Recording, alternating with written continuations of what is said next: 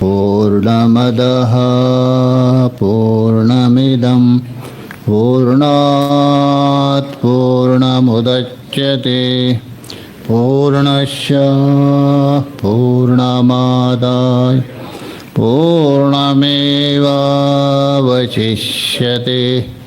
ॐ शान्ति शान्ति शान्तिः। शङ्करं शङ्कराचार्यं केशवं बादरायणं सूत्रभाष्यकृतो वन्दे भगवन्तो पुनः पुनः। ईश्वरो गुरुरात्मेति मूर्तिभेदविभागिने व्योमवद्व्याप्तदेहाय दक्षिणामूर्तये नमः। ॐ शान्ति शान्ति शान्तिः। हम लोग पंचदशी के चतुर्थ प्रकरण को लेकर विचार कर रहे। द्वैत विवेक प्रकरण नाम से प्रसिद्ध है। इसमें दो प्रकार का जो द्वैत है, ईश्वर के द्वारा उत्पन्न किया हुआ और जीव के द्वारा जो सृजन किया हुआ जो द्वैत है, इनका विवेक करते हुए इनमें बाधक कौन है और साधक कौन है, तो उसमें विशेष रूप से जीवकृत द्वैत है, मनोमय है, वही बाधक है। और जीवकृत द्वैत भी दो प्रकार का बता दिया। तो पूर्व पक्ष ने आक्षेप किया, अच्छा जीवकृत द्वैत सब बाधक है अथवा कुछ अपेक्षातक बाधक है। तो उसको स्पष्ट करने के लिए जीवकृत द्वैत भी दो प्रकार का है, एक शास्त्रीय और एक अशास्त्रीय। जो शास्त्रीय है, शमदमादि ही श्रवणादि है, सब शास्त्रीय हो गया और ये बाधक नहीं है, ये उल्टा साधक है। और इस द्वैत को त्यागना नहीं चाहिए, वो त्याज्य नहीं है। कब तक? तत्वज्ञान पर्यंत, तत्वज्ञान तक ये त्याज्य नहीं है शास्त्रीय द्वैत। और अशास्त्रीय जो द्वैत है वो भी दो प्रकार का है, तीव्रः मंदः मिति द्विधा। एक तीव्र है, एक मंद है। राग द्वेष काम क्रोध आदि हो गया तीव्र और मनोराज्य हो गया मंद। उसमें पूर्व पक्ष ने पूछा क्या ये दोनों त्याज्य है अथवा नहीं है। जैसा शास्त्रीय जो द्वैत है वो त्याज्य कभी तत्वबोध के उत्तर काल में, पूर्व काल में नहीं, वैसे ही अशास्त्रीय त्याज्य है क्या नहीं है? तो बोलते नहीं, इन्हें दोनों प्रकार का अशास्त्रीय भी त्याज्य है। कौन? तीव्र और मंद है। बस इतना ही, एक पूर्व काल में एक उत्तर काल में। पूर्व काल में हो गया कौन? अशास्त्रीय, और उत्तर काल में शास्त्रीय। तो पूर्व पक्षी ने कहा वादी भद्रम न पश्यति, शत्रु है तो आपका हित थोड़ा चाहेंगे, जहाँ आपको मिलेगा पकड़ेगा। तो ठीक है, अशास्त्रीय है, पूर्व में त्याज्य है। पूर्व मतलब तत्वज्ञान से पहले। तो तत्वज्ञान के बाद तो ग्राह्य है, क्या आपत्ति है, स्वीकार करो। तो सिद्धांति ने कहा नहीं नहीं, ऐसा संभव नहीं। बोध से पूर्व त्याज्य इसलिए है जीवन मुक्ति के लिए। बोध से पहले त्याज्य क्यों है? जीवन मुक्ति के लिए, क्योंकि अन्यतः जीवन मुक्ति सिद्ध नहीं होगा। यदि कामादि क्लेश है बाद में आप ग्रहण करते हो, उससे युक्त है, तो आप मुक्त नहीं, संभव नहीं, क्योंकि दोनों एक साथ नहीं रहेगा। काम और राम, राम का मतलब क्या है? मोक्ष। काम का मतलब क्या है? संसार। एक साथ नहीं रह सकता है। तो पूर्व पक्ष ने आक्षेप किया, चलो मान लीजिए ये जो सांसारिक भोग है वो त्याज्य काय के लिए? जीवन मुक्ति का अनुभव के लिए। तो उन्होंने कहा, अरे जीवन मुक्ति के अनुभव के लिए इतना सुंदर जो भोग है उसको क्यों त्यागे? इसलिए जीवन मुक्ति को त्याग दे दो। विदेह मुक्ति तो अपने निश्चय है, उसमें कोई रुकावट है ही नहीं। इसलिए जब तक प्रारब्ध है भोग करते रहो मस्ती से, आपत्ति क्या है? पूर्व पक्ष ने कहा। सिद्धांति ने उसको प्रतिबंध उत्तर के द्वारा कहा, यदि ऐसा मानते हो आपको कृतकृत्य ही होना है, भोग ही करना है, तो स्वर्ग आदि से ही तुम कृतकृत्य हो जाएंगे और उससे तेरा जन्म भी होगा। तो उन्होंने कहा नहीं नहीं, स्वर्ग आदि जो है वो क्षयातिशय दोष से युक्त है। क्षय और अतिशय, तो क्षय अतिशय दोषों से युक्त होने से स्वर्ग आदि को हम त्याग देते। किसके लिए? विदेह मुक्ति के लिए,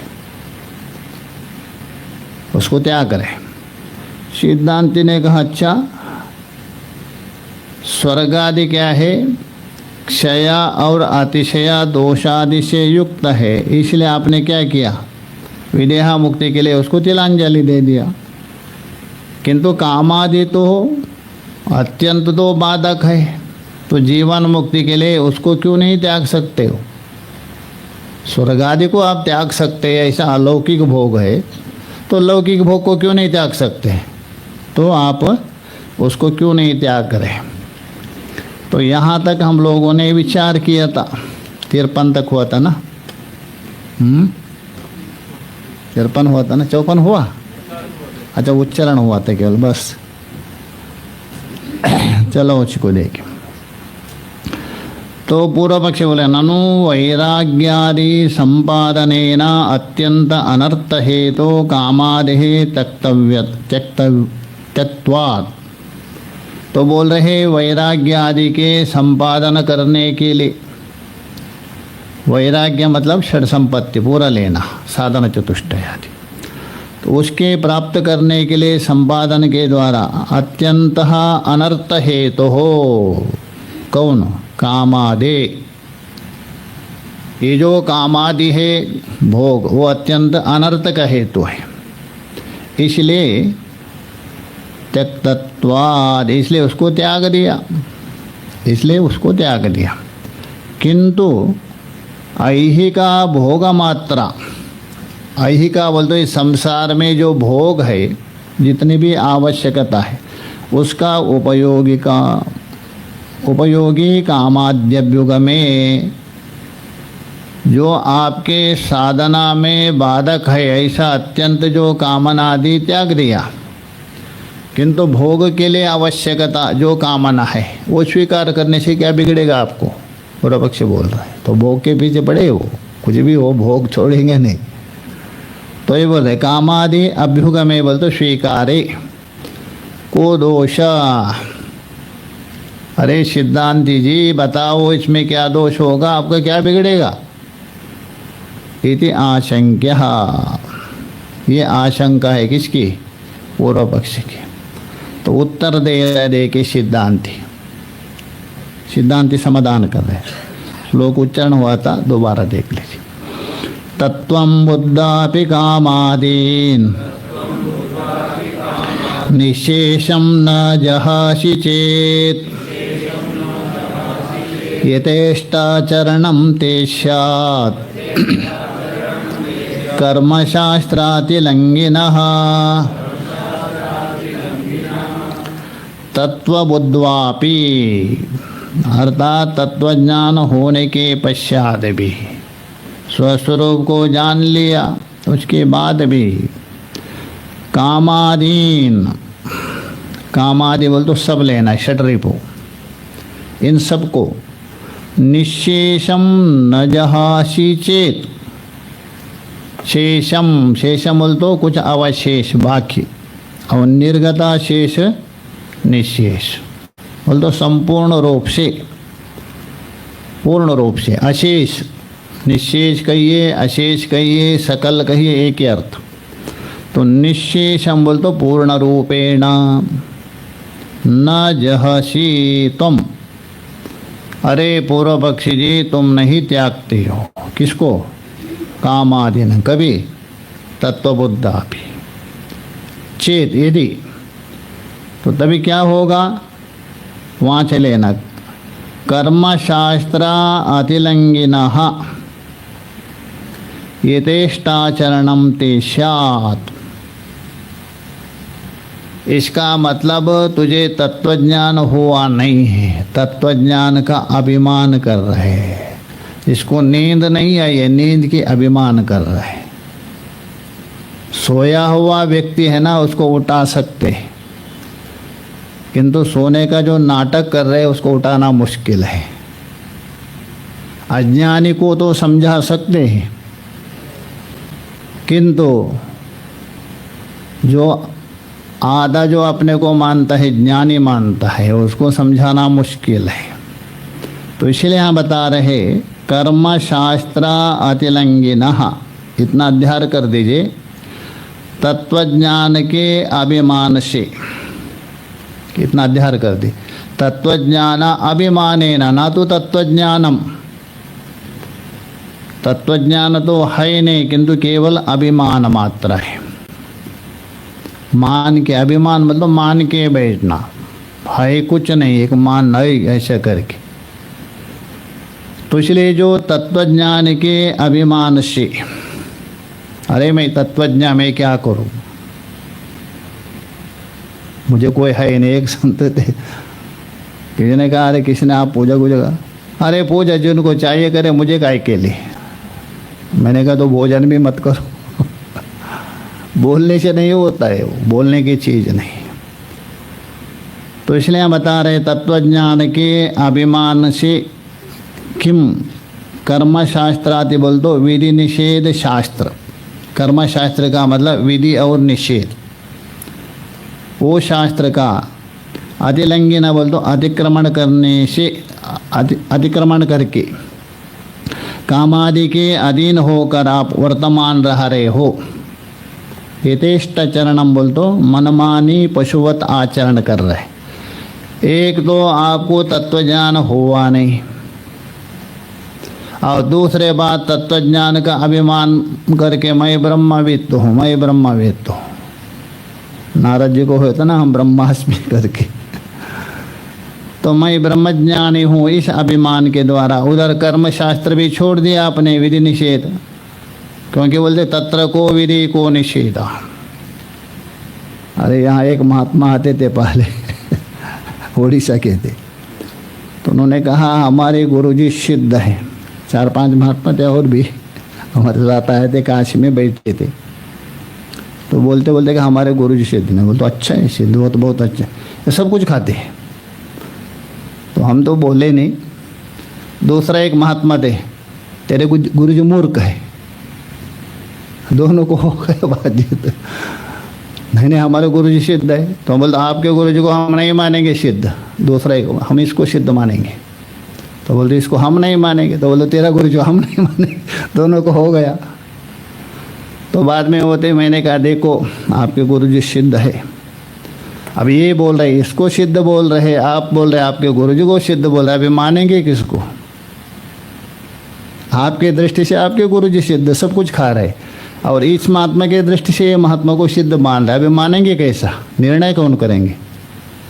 तो शास्त्र में जाना पड़ेगा आपको, शास्त्र के अनुसार जाना पड़ेगा। मैंने कहा हाँ स्वामी जी, अच्छा यदि शास्त्र के अनुसार जाना हो, शास्त्र ने वहाँ विधि निषेध मानना है, ठीक है। शास्त्र में कहा दिया तत्र को विधि को निषेधा, उसका दुरुपयोग नहीं करना। वो किसके लिए? वो 5वें 6वें अवस्था जाने के बाद है, तब तक है।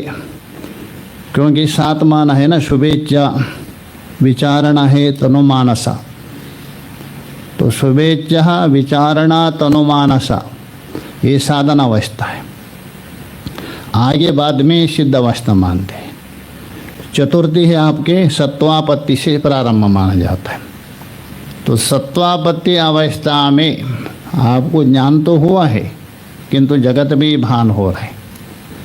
जब तक आपको भले ही मिथ्या रूप से भी जगत भान हो रहे, तत्र को विधि को निषेध नहीं चलेगा आपको। शास्त्र ने जो विधान किया है, निषेध किया, वैसे ही चलना पड़ेगा आपको। भागवत में देखे व्यास जी को। हाँ, आगे जो असंशक्ति है, पदार्था भावना है, उसमें तो कोई मतलब नहीं। और तुरिया, वहाँ तो उसको कोई मतलब ही नहीं, होश ही नहीं। 5वें में भी है, 6वें और 7वें अवस्था है, वहाँ विधि निषेध नहीं माना जाता है, तब तक है। तो इसलिए आप नहीं कह सकते। तो बाद में वो स्वीकार किया, ऐसा नहीं होता, हमारे गुरु जी सिद्ध है, कुछ भी करे। तो यहाँ उत्तर देंगे सुरेश्वराचार्य, बहुत सुंदर उत्तर देंगे। कुत्ते और तत्वज्ञान में क्या अंतर रहेगा? दोनों में कोई अंतर नहीं रहेगा। तो इसलिए हम बता रहे कर्मशास्त्रातिलंघन का मतलब इतना अध्ययन कर दीजिए। तत्वज्ञाना अभिमानेना, तत्वज्ञान के अभिमान से विधि निषेध शास्त्र का अतिक्रमण करके अपने कामादि के अधीन होकर जो चलने वाला है, यथेष्ट चरणम स्यात्, मनमाने जैसे पशु है उनमें विधि निषेध नहीं, मनमाने वैसे ही आचरण आपका होगा। पूर्व पक्ष को बता दी। ठीक है, मैं देखिए तत्व स्पष्ट कर देखिए। तत्वमिति तत्ववित्वाभिमानेन, कर्मशास्त्रातिलंघन का अर्थ कर रहे हैं। तत्ववित्त है ही नहीं। देखिए तत्ववित्त है वो सरल होते हैं, तत्ववित्त अभिमानी है, भयंकर होते हैं, खतरनाक होता है। तो इसलिए बोल रहे तत्ववित्त अभिमानेन, साधक सीधा रहता है, साधक का अभिमान करने वाला भयंकर होता है।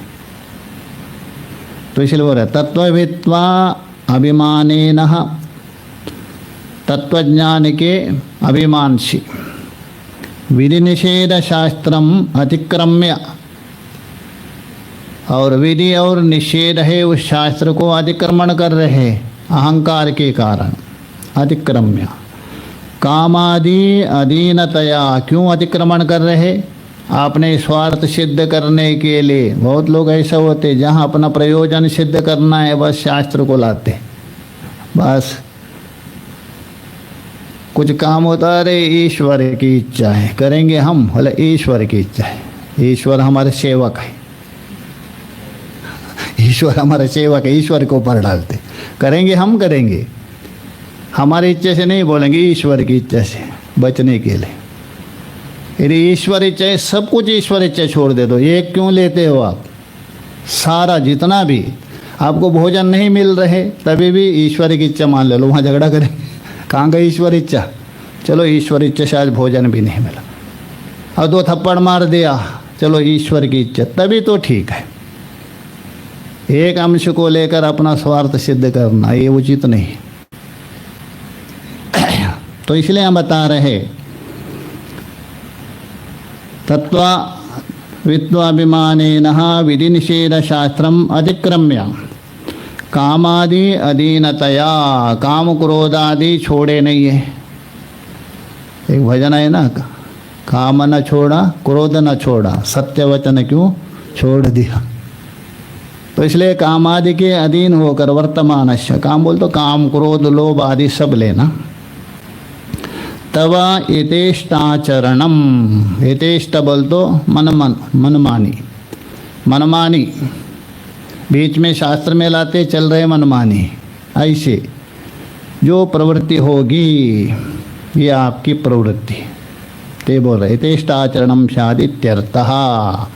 इसलिए यदि चलना हो शास्त्र के अनुसार पूरा चलो, अधूरा नहीं। या तो प्रयास तो करो, प्रयास तो कर सकते धीरे धीरे। स्यात् इत्यर्थः पूर्व पक्षी बोल रहे अस्तु को दोष, अर्थात यथेष्टाचरण करने से आपत्ति क्या चले? अरे तत्वज्ञानी है, यथेष्टाचरण हो कोई आपत्ति क्या, वो भी कमी नहीं।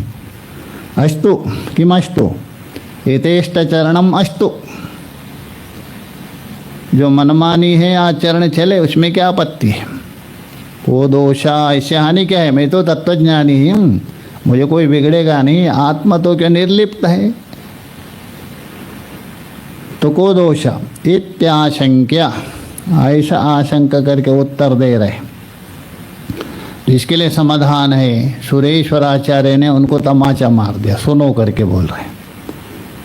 तद अनिष्टत्व प्रतिपादन परम, तद बोल तो तस्या, तद तत्शब्द से लेना यथेष्टाचरणम, अपने मनमानी से आप चल रहे वो जो आचरण है आपका अनिष्ट का कारण है, क्योंकि अभिमान के द्वारा, अहंकार के द्वारा आप मनमानी चल रहे।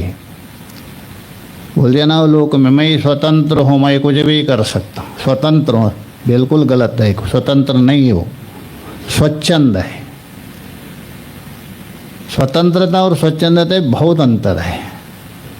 स्वतंत्र शब्दों को यदि समझे वो प्रयोग नहीं कर सकते। आज बोलते ना एक स्वतंत्र आंदोलन करके, हम स्वतंत्र हैं।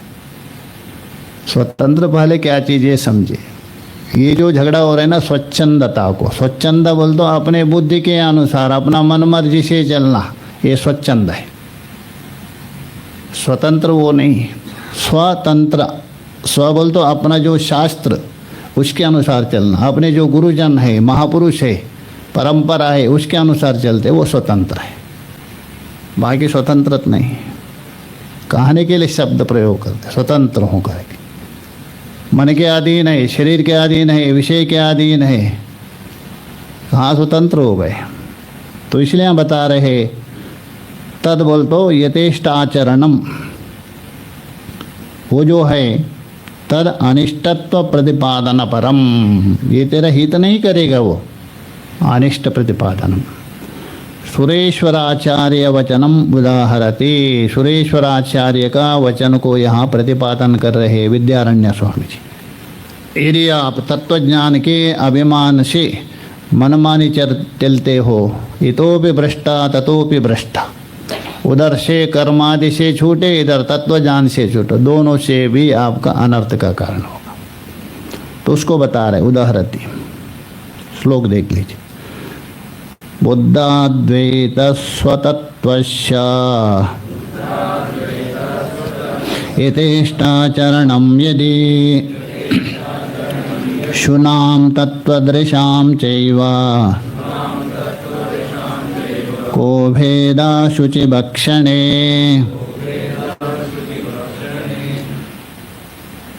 बुद्धः अद्वैतः स्वतत्वस्य, अर्थात अद्वैत स्वरूप तत्व है। स्वतत्व बोल तो स्वरूप ज्ञान, स्वात्म ज्ञान, वही क्या है? अद्वैत तत्व। अद्वैत तत्व कोई अलग नहीं है, उपाधि रहित अपने आप को आप जानते हैं, बस वही अद्वैत। उपाधि सहित यदि जानते हैं वो जीव हो गया, बस इतना ही अंतर है। अहम से अब दोनों जानते हैं, एक उपाधि के अहम को जानेंगे, वो तो ही वही अद्वैत है। तो इसलिए बोल रहे बुद्धाद्वैतः स्वतत्वस्य, स्व बोल तो स्वरूप आत्मतत्व, और उस आत्म तत्व को साक्षात्कार किया जिसने जान लिया, ऐसे जो तत्वविद पुरुष। यदि यथेष्टाचरणम, यदि वो यथेष्टाचरण बोल तो मनमानी, अपना मनमानी प्रवृत्ति कर रहे, तो मनमानी प्रवृत्ति यदि वो कर रहे वही यथेष्ट चरणम। यथेष्ट बोल तो बुद्धि के अनुसार, अपने इच्छा के अनुसार, काम आदि के अनुसार चलना, ये यथेष्ट चरणम। यदि आचार्य जी बता रहे सुरेश्वराचार्य, शुनाम तत्वदृशाम चैवा को भेदो, कुत्ता और तत्वज्ञानी में भेद क्या है? कोई भेद नहीं रहेगा। कुत्ता है, पशु भी, उनसे भी ज़्यादा यथेष्ट चरण चलता, निर्लज्ज होगा। तो तत्वज्ञानी भी होगा, क्या अंतर है? शुनाम तत्वदृशाम चैवा को भेदो अशुचि भक्षणे, मनमर्जी से जो भी कर रहे, जो भी खा रहे, क्योंकि मैं तत्वज्ञान, कुछ भी पड़ेगा फर्क। तो कुत्ता और उसमें कोई अंतर नहीं है। अशुचि भक्षणे बोल तो अशुचि भक्षणे और असभ्य व्यवहार इच्छा, ये भी अध्यार कर दीजिए, दोनों लेना। अशुचि भक्षण और असभ्य बोल तो शास्त्र विरुद्ध व्यवहार। पशु तो करते शास्त्र विरुद्ध, उनमें कोई छूट है, पशु है इसलिए पशु है, निर्लज्ज है, कुछ भी कर सकते। आप बैठे हैं स्टेशन में, आपको थोड़े बंदर ऊपर है, वो आपके ऊपर शौच करेंगे, चिड़िया करेंगे, उनको थोड़ा पता है। तो इसलिए बोल रहे हैं, उनमें कोई भेद नहीं रहेगा दोनों में। कहने का मतलब, कहने मात्र के लिए तत्वज्ञानी, वास्तव में है ही नहीं। ठीक है, मैं देखिए, बुद्धम अद्वैत स्वतत्वम। बुद्धम बोल तो ज्ञातम, बुद्ध का मतलब ज्ञात, ज्ञात का मतलब साक्षात्कृत। कौन? अद्वैत स्वतत्वम, जो द्वैत से रहित, उपाधि से रहित, जो आत्मतत्व, ऐसा अद्वैत स्वरूपम, वो जो अद्वैत स्वरूप को जिसने जान लिया, अनुभव किया, तो ये बोल रहे अद्वैत तत्वम ब्रह्म। वो अद्वैत तत्व कौन है? ब्रह्म है, वही आत्मा है। ये न बोल तो ये न पुरुषेण स बुद्धाद्वैत तत्व, जिस पुरुष ने अद्वैत आत्म तत्व ब्रह्म स्वरूप को जान लिया, उस पुरुष का नाम क्या है? बुद्धाद्वैत। जो बुद्ध अद्वैत स्वतत्व, जिसने अद्वैत स्वरूप अपना आत्मा को जान लिया, उस पुरुष का नाम बहुरी समास है बुद्ध अद्वैत स्वतत्व। उसका अर्थ करे तत्ववित्। एक शब्द से अर्थ क्या हो गया? तत्ववित्। तत्वम आत्मा अथवा ब्रह्म, उसको अभेद रूपेण वेत्ति स तत्ववित्। तस्य, तस्य बोल तो कस्य? तत्ववित् पुरुषस्य। नकली तत्ववित् है, असली नहीं। शब्द मात्र से तत्ववित् है, अपरोक्ष रूपेण नहीं, शब्द मात्रेण। तस्य यथेष्ट चरणम। यथेष्ट बोल तो मनमानी आचरण, शास्त्र विरुद्ध आचरण। यदि स्यात्, यदि उसका यथेष्ट चरण मनमान यदि है, तर्हि अशुचि भक्षणादिकम, आदि से सब लेना। अशुचि भक्षणम, असभ्य व्यवहार, शास्त्र विरुद्ध आदि व्यवहार, ये सब जितना भी, तो अशुचि भक्षणादिकम अपि स्यात्, ये भी होने लगेगा। क्योंकि मनमर्जी है, कुछ भी कर सकते, हमारे छूट है, हमारे पाप आदि नहीं लगेगा, कुछ नहीं। तो तथा सति, तथा सति बोल तो अशुचि भक्षणादि मनमर्जी से यदि हो रहे, तथा सति शुनाम तत्वदृशाम चैवा, जो सुना है कुत्ता और तत्वदर्शियों का, चैव न कोपी विशेषा, बस इतना ही, कुत्ता भोगता है, वो तो बोलता है। कुत्ता 4 पैर से चलेगा, ये 2 पैर से चलेगा। कुत्ते को पूंछ है, इसको पूंछ नहीं। मनुष्य रूपेण मृगश्चरन्ति, भर्तृहरि बोल रहे। और श्रृंग पुच्छ विहीन पशुरेव, यहाँ भी बताया, सींग और पूंछ नहीं है, ऐसा पशु है। तो इसलिए बोले तादृशाम चैवा, ऐसे जो तत्वदृशाम, चैवा च एव चैव न कोपि विशेषा, दोनों में कोई अंतर नहीं, व्यवहार में कोई अंतर नहीं रहेगा। किंतु कुत्ता तो डरता है डंडे से, ये तो डरता नहीं, अभिमान से आगे बढ़ा है, शास्त्र से डरता नहीं, शास्त्र रूप डंडे से नहीं डर रहा है। कुत्ता तो लौकिक डंडे से डर रहा है, ये शास्त्र रूप डंडे से भी नहीं डर रहा है। शास्त्र दंडा है ना, दंड देने वाला है ना शास्त्र, तो उससे भी नहीं डर रहा है। तो कोपि ही न कोपि विशेषाद, इसमें कोई विशेषता नहीं है, यदि तत्वज्ञान है। हाँ, ये अवस्था है तत्र को विधि को निषेधा, वो एक स्थिति में पहुंचने के बाद, जैसा आप सुषुप्ति में जाते हैं गाढ़ा निद्रा में, वहाँ विधि निषेध थोड़ा है, आपका कपड़ा उठा के गए, आप नंग दड़ंग हो गए, वही, क्योंकि वहाँ आपको पता नहीं। तो वैसे ही छठवीं सातवीं अवस्था जाने के बाद उसको कोई नहीं, कोई कपड़ा दिए तो डालेंगे, नहीं तो नहीं, जो ला के देंगे वो खाएंगे। दैलंग स्वामी जी को देखा जाता है, काशी में हो गए थे, बहुत बड़े महायोगी और ज्ञानी, 275 साल तक रहे काशी में। रामकृष्ण परमहंस जी भी कभी कभी जाते थे उनका दर्शन करने, महायोगी थे। और सिंधिया घाट से आगे वहाँ अधिक बैठे रहते थे। तो उनको कहते थे चलते फिरते विश्वनाथ। होता है ना जहाँ साधु के जो है ना, कांटा कुकुर पंडित नारी, ये 5 साधु के वैरी कहते। पंडित लोग उनसे द्वेष करने लग गए, प्रचार हो गए ज़्यादा, तो उसको ये करने के लिए वहाँ किसी एक वेश्या को तैयार किया उन्होंने, पंडितों ने, जाओ उनको ये करो। वो गए, एक कैन शराब लेके ले गई, ये बैठे रहे, बोलते बहुत कम थे। उन्होंने कहा बाबा जी हम कुछ आपको पिलाना चाह रहे थे, दे दिया। वो देते रहे, वो पीते रहे, पीते रहे, पीते रहे, एक कैन पूरा पी लिया और बहुत हाव भाव किया उसको अपने तरफ से करने के लिए, जैसा पत्थर है कूटा तो वैसा ही, कोई अंतर नहीं। बाद में उसके चरण में गिर गई, रोने लग गए, मैंने क्या किया, इतने बड़े महापुरुष केवल पैसे के लालच में धिक्कार है, मुझे क्षमा मांग के गए, तभी भी कुछ नहीं। तो कहने का मतलब उनके लिए कोई विधि निषेध नहीं, सारा पूरा पी ले एक क्या, उसको कोई फर्क नहीं पड़ा, और इतना हाव भाव करने, अंदर कोई विकार नहीं उसके अंदर। ऐसे तो हो तो तभी अलग है विधि निषेध। यदि आपको जगत में कुछ भान है, जगत है करके, तभी आपको विधि निषेध लागू करना ही पड़ेगा। एक देश मैंने पहले भी एक बार कहा था, एक महात्मा आते, उन्होंने ईश्वर को मानना पड़ेगा क्या, नहीं। तो अपने आप को आप थोड़ा सा भी यदि मानते हो, तभी ईश्वर को आपको मानना ही पड़ेगा, मानना भी नहीं, मानना ही पड़ेगा। अपने आप को आप नहीं मानते, सुषुप्त में कहाँ मानते, अपने को मानते, ईश्वर को मानते हैं क्या? ईमानदारी से बताओ, मान रहे? नहीं है ना, नहीं। क्यों? अपने आप को आप स्वीकार नहीं कर रहे, तो ईश्वर को, वैसा यदि स्थिति है, कोई जरूरत नहीं, तब तक मानना पड़ेगा। तो ये बता रहे कोई भी विशेषण अशार, इनमें कोई विशेषता नहीं। तो कहने का मतलब जब तक आपको होश है, विचार है, शास्त्र विरुद्ध आचरण नहीं करना चाहिए, ये संकेत दे रहे हैं।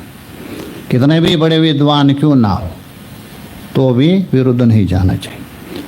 तो आगे बता रहे देखिए, एतावतः किम अनिष्टम आपातम इत्याशंक्यः स उपहासम उत्तरमाह। एतावता मतलब इतने कहने मात्र से, इतने कहने मात्र से, किम अनिष्टम, तो से अनिष्ट क्या होगा? चलो इतने होने पर भी अनिष्ट क्या होगा? चलो रागद्वेष शादी है, सब कुछ होगा, उससे अनिष्ट क्या होगा? तो एतावतः किम अनिष्टम आपातम, आपातात् बोल, आपातात् बोल दो, प्राप्तात्। तो आपातात् अनिष्टम आपातादितम इति आशंक्य। तो इतने होने पर भी तो अनिष्टादि जो प्राप्त भी होने से आपत्ति क्या है, ऐसा आशंका करके उत्तर दे रहे। स उपहासम उत्तरमाहा, अर्थात जो आक्षेप करने वाला पूर्व पक्षी है, उसके ऊपर उपहास, मजाक उड़ाते हुए उत्तर दे रहे।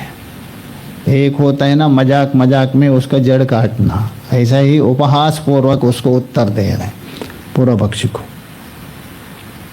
श्लोक देख लीजिए। बोधात् पुरा मनोदोषा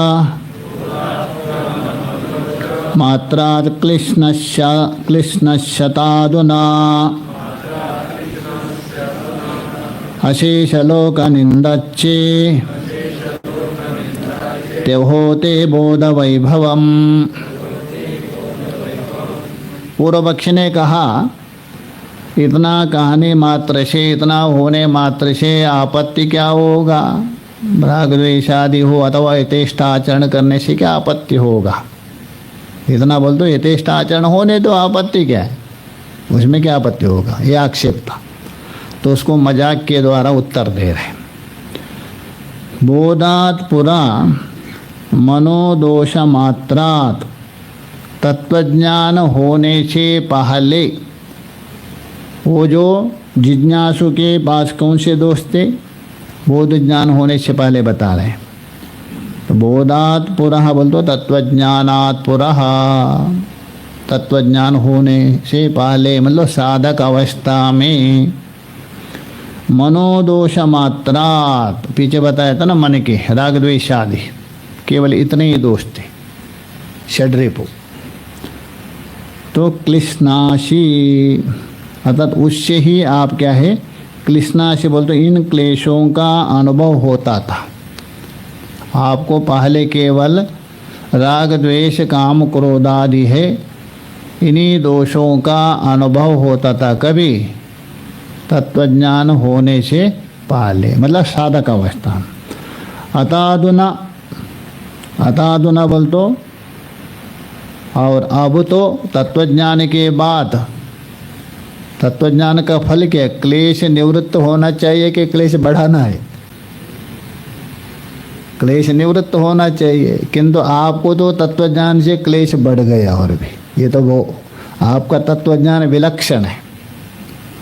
अतादुना मतलब तत्वज्ञानाम, अब तत्वज्ञान के बाद अशेष लोक निंदा चा, संपूर्ण लोक निंदा भी एक दोष आ गया।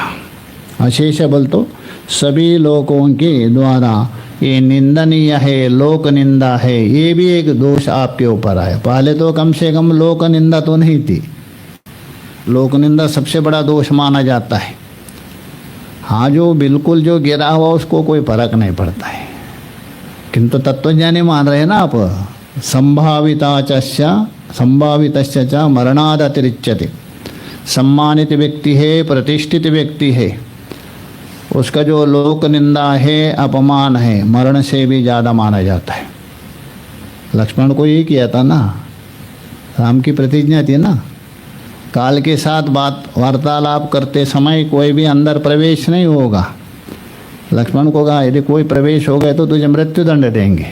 तो दूर्वासा ऋषि प्रवेश हो गए थे, तो राम जी को मृत्यु दंड देना है किसको? लक्ष्मण को। कैसा देंगे? तभी जाके उसको अपमान किया था, तो मेरा भाई नहीं है ऐसा करके उसको तिरस्कार किया था, अपमान किया था। ये भी सलाह किसने? हनुमान जी ने दिया था, बाकी किसी को नहीं। वशिष्ठ जैसा महापुरुष भी किंकर्तव्य मूढ़ हो गए। हनुमान जी ने कहा भगवान तो ऐसा आया है, सम्मानित व्यक्ति को तिरस्कार कर दीजिए, बस वही मृत्युदंड है। तो लक्ष्मण को तिरस्कार किया, तो मेरा भाई नहीं, आज से मैं तुझे त्याग देता हूँ। तभी जाके उन्होंने सरयू ने अपना प्राण छोड़ा था, स्वरूप में आए थे। तो कहने का मतलब यही इसको बता रहे हैं। तो पहले केवल राग द्वेषादि जो दोष थे उससे ही आप क्या है, केवल क्लेशों का अनुभव करते थे। अभी तो लोक निंदा भी आ गई, तो इसलिए एक नहीं संपूर्ण, एक दो तो निंदा तो करेंगे, राम को भी करते थे, उसमें क्या बड़ी बात है? राम को नहीं करते थे?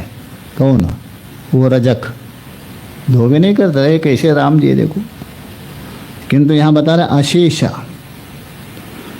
संपूर्ण लोक निंदा के द्वारा ही। तो बड़ा अशेष लोक निंदा, अच्छा तो तत्वज्ञान के द्वारा दोष निवृत्त होना चाहिए, किंतु आपका तत्वज्ञान कैसे दोषों को बढ़ाना है। तो इसलिए बोल रहे अहो, बोल तो आश्चर्यवाचक है, वाह ते बोध वैभवम। अरे पूर्व पक्षी, वाह तुम्हारा ये जो बोध है, तत्वज्ञान है, उसको प्रणाम करना चाहिए, विलक्षण है। जो तत्वज्ञान है दोष को निवृत्त करता है, किंतु आपका जो तत्वज्ञान है दोषों को बढ़ा रहे, मजाक उड़ा रहे उसको। अहो ते बोध वैभवम, ते बोल तो पूर्व पक्षी, आपका जो बोध है उसका जो वैभव है, वैभव बोल तो उस बोध का जो महत्ता है वह प्रशंसनीय है। जिस बोध को, जिस तत्वज्ञान को प्रशंसनीय है, वंदनीय है, क्योंकि दोष बढ़ाने वाला बोध ज्ञान है, व्यंग्यात्मक है, इसको बोलते उपहास। कहते हैं ना कोई मूर्ख को, अरे आप तो साक्षात तो सरस्वती का स्वरूप, आपके सामने कोई नहीं। जैसे एक बार हुआ था ना, कोई पत्रकार गए थे इंटरव्यू, लालू प्रसाद, अंग्रेजी में बोलने लग गए। तो उन्होंने, पत्रकार जी ने कहा, लालू प्रसाद जी आपका हाई क्वालिटी का इंग्लिश बोलते, मुझे समझ में नहीं ऐसे इंग्लिश बोल रहे हाई क्वालिटी का, मुझे समझ में नहीं प्रशंसा के द्वारा, उसको बोलते प्रशंसा पूर्वक निंदा। एक निंदा पूर्वक प्रशंसा होती है, दो प्रकार का माना है शास्त्र में। प्रशंसा के द्वारा निंदा कर रहे, इसलिए हम प्रशंसा पूर्वक, उपहास द्वारा क्या कर रहे, निंदा कर रहे, तो इसलिए बोल रहे वैभवम। टीका में देखिए, तत्वज्ञान उदयात प्राक, अर्थात साधक अवस्था में तत्वज्ञान हुआ नहीं, तत्वज्ञान में आप प्रवृत्त है, मुमुक्षु है, जिज्ञासु है, मतलब साधक है, तो उस समय में काम क्रोधादि चित्त दोषे, क्योंकि साधक के अंदर ये दोष रहते, जैसे जैसे आप साधक अवस्था में अग्रसर होंगे, आगे बढ़ेंगे, दोष शिथिल होते, नष्ट नहीं होते, तनुकृत होते, नष्ट तो ज्ञान से होंगे।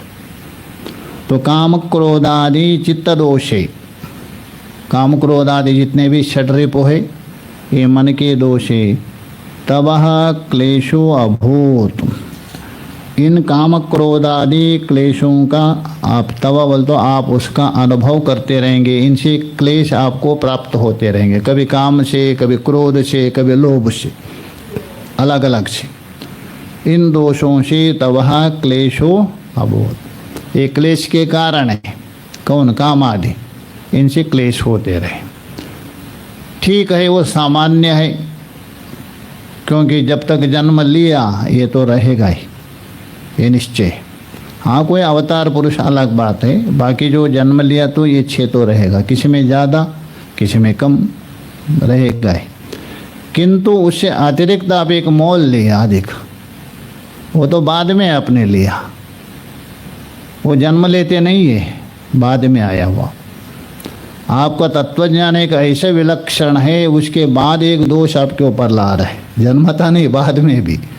तो बोले इदानीम, तो बोल दो तत्वज्ञान के बाद, इदानीम शब्द का मतलब तत्वज्ञान, किंतु कौन सा, आपका तत्वज्ञान, शास्त्र प्रतिपाद्य तत्वज्ञान मत लीजिए, क्योंकि शास्त्र प्रतिपाद्य तत्वज्ञान में विद्यते हृदय ग्रंथि छिद्यन्ते सर्व संशया क्षीयन्ते यस्य कर्माणि तस्मिन् दृष्टे परावरे, स्पष्ट बताया, उसके हृदय में रहने वाले सभी दोष निवृत्त हो जाते, उसमें नहीं रहते। किंतु ये आपकी दृष्टि, आपका तत्वज्ञान है, शास्त्रीय नहीं। तो इसलिए बोला इदानीम, तो इदानीम तो बोल तो आपने बताया हुआ वो जो तत्वज्ञान है उस अवस्था में, तो सर्वलोका निंदामपि, एक दो व्यक्ति नहीं है, संपूर्ण समस्त लोग, हाँ जो आपके जो सहयोग है वो निंदा नहीं करेंगे, क्योंकि वो भी आते हैं ना, जैसे गलत करने वाले हैं, गलत करने वाले की थोड़ा निंदा करेंगे, किंतु शास्त्र के अनुसार चलने वाले, शास्त्र मर्यादा का उल्लंघन नहीं करने, है संसारी है, अज्ञानी है, किंतु शास्त्र मर्यादा में चलने वाले जो पुरुष है वो लोग लेना, नहीं तो बाकी तो खाने वाले हम भी आएंगे आपके साथ, चलो करके। तो इसलिए बोले सर्वलोका निंदामपि, सहस्व इति, उसको भी तुम सहन करो। पहले तो 6 जो दोष है उनका क्लेश सहन कर रहे थे, कौन? राग द्वेष काम क्रोध आदि। तत्वज्ञान के बाद और एक दोष को भी आप सहस्व, तुम सहस्व, तुम सहन करो। इति क्लेशः द्वैगुण्यमिति, एक तो पहले क्लेश था ही, षड्रिपुओं से प्राप्त होने वाला एक क्लेश था ही पहले, और दूसरा एक तत्वज्ञान ने और एक क्लेश उत्पन्न किया आपका। तो एक तो पहले ही था, किससे? षड्रिपु है उनसे प्राप्त होने वाला क्लेश, और तत्वज्ञान होने के बाद लोक निंदा रूप क्या है? क्लेश। तो इसलिए द्वैगुण्यम, दुगुना हो गया आपका क्लेश। उसके अपेक्षा वो जो संसार में रहने अज्ञानी वो ठीक है, उनको कम से कम एक गुण। तो द्वैगुण्यम इति भावः, द्विगुणता को प्राप्त होगा, ये तात्पर्य। तरी पूर्व पक्षी बोल रहे, अच्छा यदि ऐसा होगा, चलो आप मुझे क्या करना चाहिए? वो पूछ रहे उनसे, तो आप ही बताओ ना। तर्हि किम कर्तव्यम, अरे सिद्धांत जी ये तो मैं भूल ही गया था। लोक निंदा भी होगी इतनी, लोक निंदा बहुत खतरनाक होती है। राग द्वेष आदि तो आपका अंदर है ना, वो आप कुछ ना कुछ कर सकते हैं। लोक निंदा को आप यदि नहीं है, और भी ज़्यादा होती है। तो इसलिए बोले तर्हि किम कर्तव्यम, अरे सिद्धांति जी आप ही बताओ मुझे क्या करना चाहिए, आप सलाह दे दो ना। रास्ते में आ गए पूर्व पक्षी। इत्यदा आहा, उत्तर दे रहे, सुनते हो अच्छे प्रकार सुनो। शास्त्र के अनुसार और महापुरुषों ने जो मार्गदर्शन दिखाया उसी के अनुसार चलो, और क्या, अपना मनमर्जी मत चलो। तो आहा, उत्तर दे रहे, देखिए, विड्वरादि तुल्यत्वम माकांक्षी तत्त्वविद्भवान्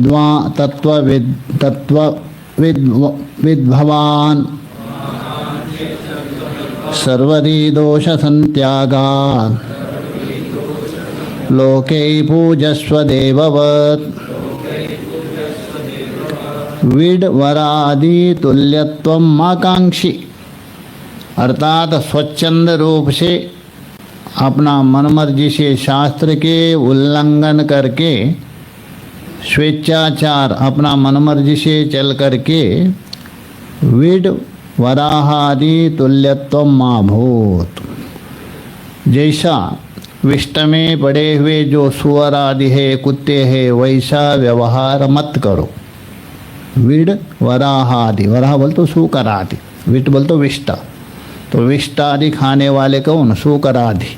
वैसा तुल्यत्व माकांक्षी, क्योंकि वो मनमर्जी है, वो स्वेच्छाचारी, उनके लिए छूट है। वैसा माकांक्षी बोलते हो, वैसा इच्छा मत करो। किसका? तत्वज्ञान के अभिमान से, अध्यार कर दीजिए। तत्वज्ञान के अभिमान से विष्टादि में जो रहने वाले जो सूकर कुकर आदि है, वैसे ही होने की इच्छा मत करो, माकांक्षी। तत्वविद भवान, वहाँ से लेना, भवान तत्वविद, यदि आप तत्वविद है वास्तव में, तभी इस प्रकार व्यवहार मत करो, मनमर्जी का व्यवहार करने की इच्छा मत करो। कैसा? विडवराहादि। तो क्या करें? सर्वदि दोषः संत्यागात्, बुद्धि में पड़े हुए समस्त राग द्वेष आदि जितने भी है, इच्छा है, मनमर्जी, सबको अच्छे प्रकार से त्याग करके, सर्वधि दोषा संत्यागात, ताकुला हो गया। क्या करे? लोके देववत पूजस्व, निंदा के पात्रधारी मत बनो, संसार में देवता के जैसा पूजनीय बनो, बस ये हो।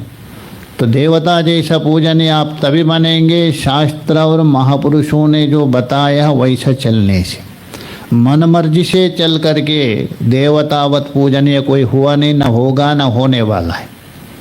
इसलिए जैसे देवता पूजनीय है, वंदनीय है, प्रणम्य है, वैसे ही आप भी तुम पूजस्व तद पूजनीय हो जाओ।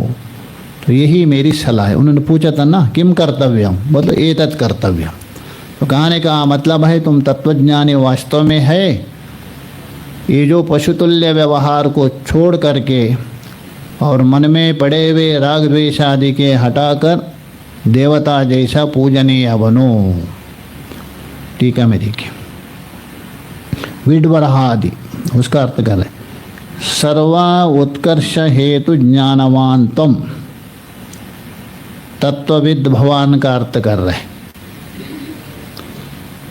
जो प्रथमा है दूसरा चरण का अर्थ कर रहे। सर्वा उत्कर्ष हेतु, सबसे जो उत्कर्ष हेतु कौन है? तत्वज्ञान।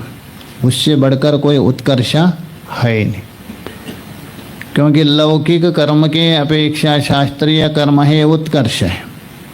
शास्त्रीय कर्म के अपेक्षा उपासना उत्कर्ष है।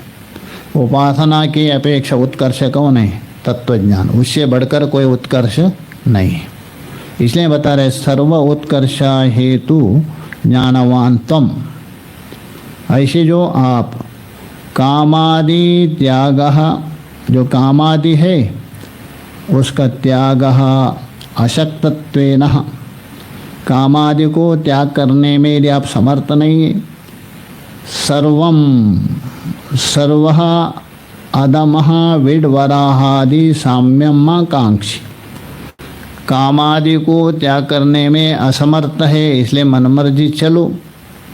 और समस्त जो अदम वस्तु, अदम बोल तो कुत्ता है, पशु है, जो भी, विड्वराहादि साम्यम,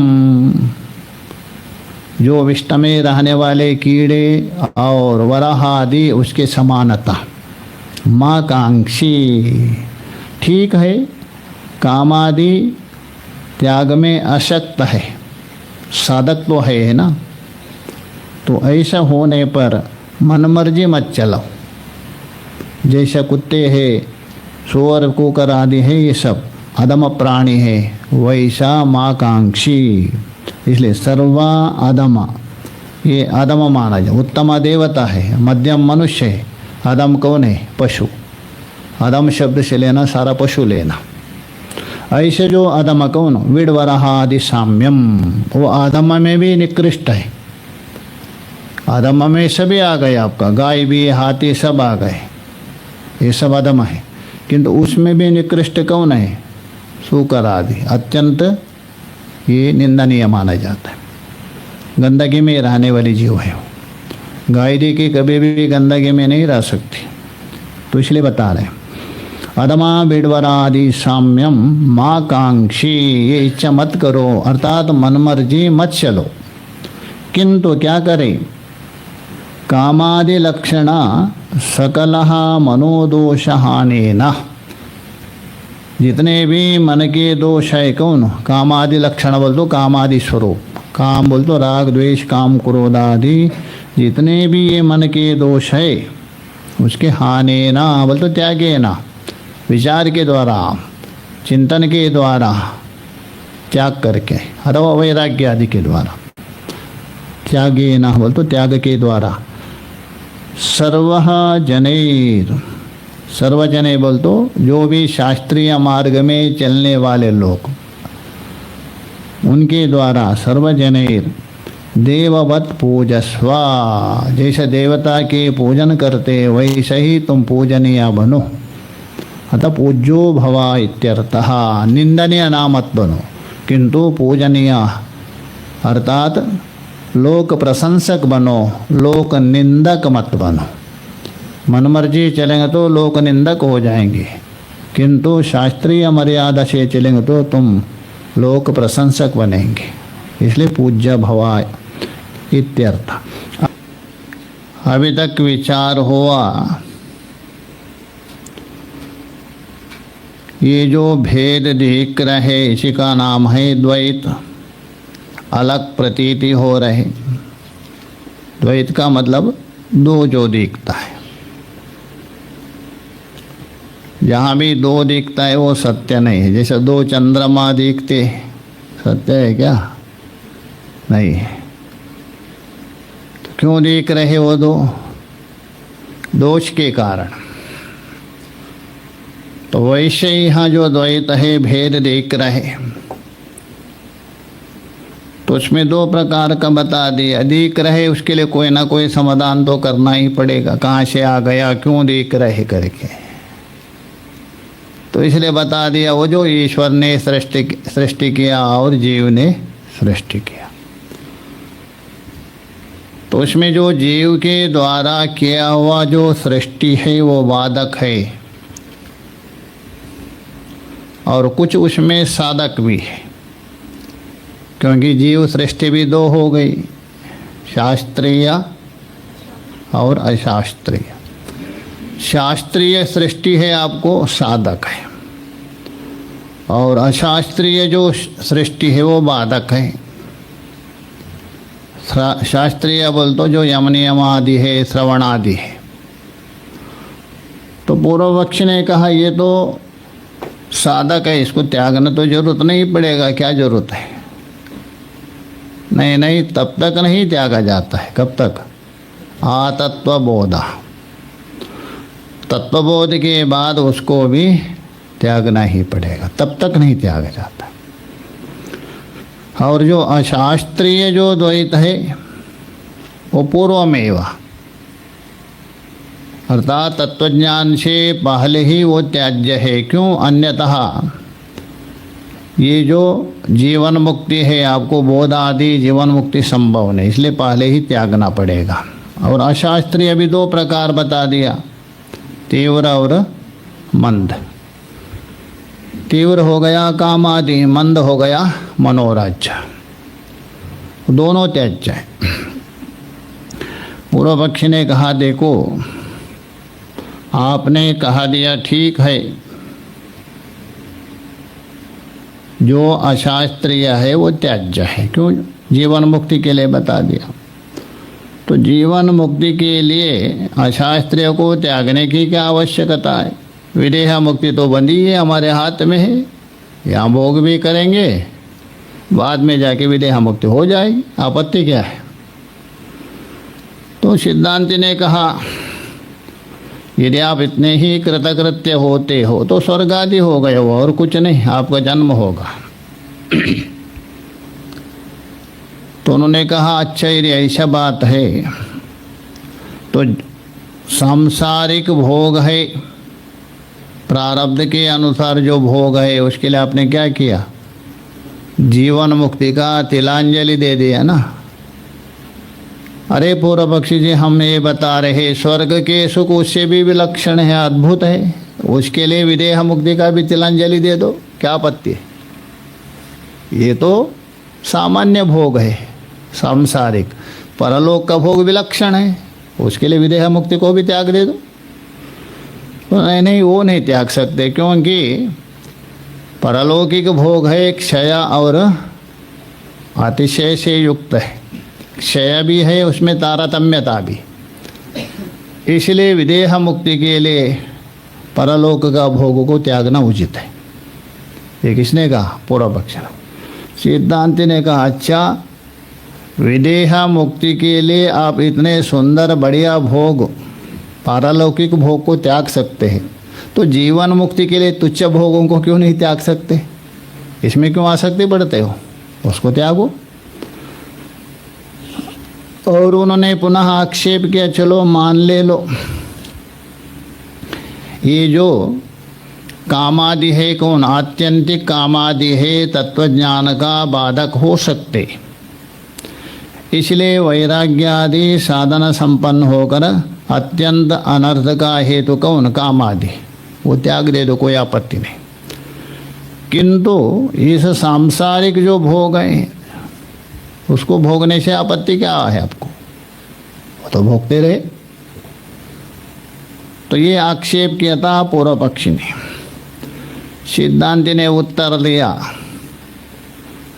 अरे पूर्व पक्षी जी आप वास्तविक में तत्वज्ञानी हैं अथवा तत्वज्ञानी का अभिमान करने वाले हो। वास्तविक तत्वज्ञानी हो तो ऐसा बोलेंगे ही नहीं, क्योंकि वो भोग के पीछे पड़ेंगे ही नहीं। उसकी दृष्टि से क्या है, काका विष्टवत हो गया।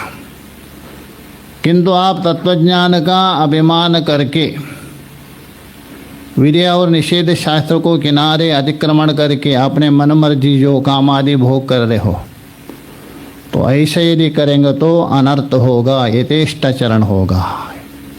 यथेष्ट बोल तो मन मर्जी चलेंगे आप, ये भाव होगा। शास्त्र का उल्लंघन कर रहे आप और इधर ढोंग कर रहे मैं तत्वज्ञा करके, ये उचित नहीं। तो उन्होंने कहा आपत्ति क्या है, यथेष्ट हो जाओ, उसमें क्या हमारा क्या बिगड़ेगा। तत्र को विरेको निषेधा। सिद्धांत ने कहा तेरे के लिए नहीं, तेरे लिए नहीं है ये। तत्र को विधि को निषेध है ना, ये जो छठवें सातवें अवस्था के जाने के बाद में, क्या वहाँ तक गए क्या आप? नहीं पहुँचे। यदि गए तो आप बोल नहीं सकते, वहाँ जाने के बाद कुछ बोलेंगे नहीं हो। पांचवें में जाने के बाद भी आपको कोई यदि कहे तभी करते, नहीं तो नहीं, अपनी स्वेच्छा से नहीं। जैसे हनुमान जी को बोध करवाना पड़ता है ना, वैसे छठवें में तो संभव ही नहीं। बढ़िया बाबा का जीवन में देख लीजिए, गए किसी घर में भिक्षा करने के लिए, किसको बोल रहे बाबा जी घास काटो, ठीक है बैठ गए। ये नहीं मैं क्यों घास काटूं, पूछा नहीं, बैठ गए काटने के लिए आराम से। जब तक बुलाया नहीं तब तक काटते रहे। तो उसका मालिक आ गया, उन्होंने अरे ये क्या कर रहे, आ जाइए ठीक है। और किसी ने कहा बाबा जी आपको बुखार आ गया, अच्छा बुखार आ गया ठीक है, कंबल ओढ़ के सुला दिया। अखंडा नहीं महाराज गए, बाबा जी आपको बुखार नहीं है, अच्छा बुखार नहीं ठीक है। तो ये स्थिति होती है उनकी पांचवें में। और उसके बाद छठवें में ये भी नहीं रहते, तभी जाके को विधि को निषेध लाभ होगा। इसलिए यहाँ कहा यदि आप शास्त्र का उल्लंघन करके मनमर्जी से चलते हैं, उसके लिए सुरेश्वराचार्य ने उत्तर दे दिया। अरे तत्वज्ञान का अभिमान करने वाले, तत्वज्ञानी नहीं, तत्वज्ञान का अभिमान करने वाले, आपका जीवन और कुत्ते सूकर आदि का जीवन में कोई अंतर नहीं रहेगा।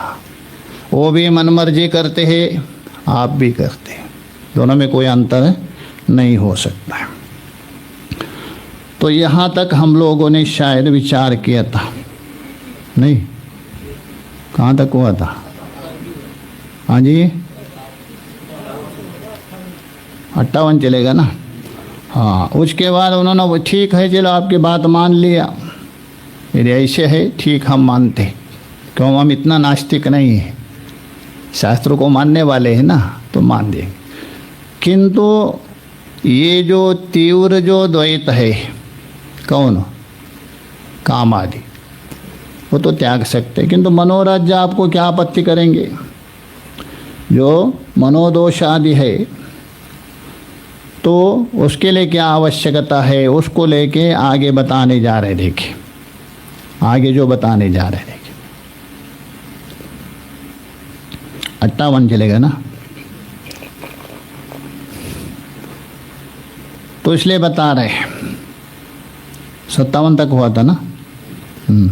57 में उन्होंने कहा तर्रे किम कर्तव्य, अर्थात वो वेदांत के शरण में आ गए, चलो आपकी बात मान लिया, हमारा तो मार्गदर्शन दे दो क्या करे।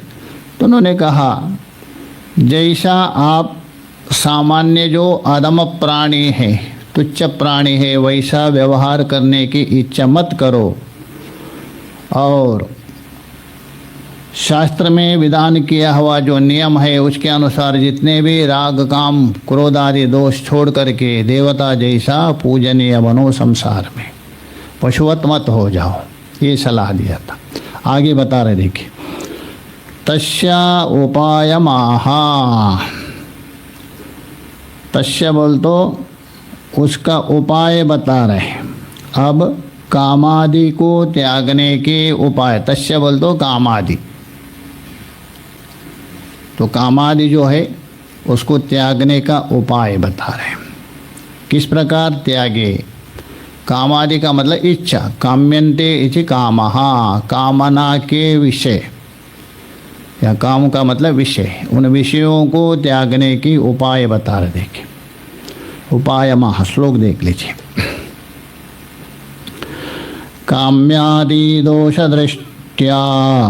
दृष्ट्यादि कामादि त्याग हेतवः प्रसिद्धा मोक्ष शास्त्रेषु तान्विष्यः सुखी भव। काम्यादि दोष दृष्टिया, तो बोल रहे हैं सबसे पहले आप क्या करो, जो काम्यादि, काम्य बोल तो कामना का विषय, काम्यन्ते इति कामः, कामना का विषय।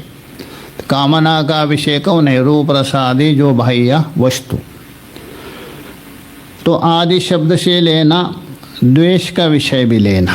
दो होता है ना, एक इच्छा का विषय होता है, अनुकूल है वो इच्छा का विषय होता है, कामना का विषय होता है। जो प्रतिकूल होता है द्वेष का विषय होता है, दोनों को लेना। तो काम्यादि दोष दृष्टिया, आद्य दोष दृष्टियाद्य, दोष दृष्टियादि जो भी है, कामना का विषय हो अथवा द्वेष का विषय हो इत्यादि, जो उनमें क्या करें, दोष दृष्टिया, उसमें दोष देख ले लो।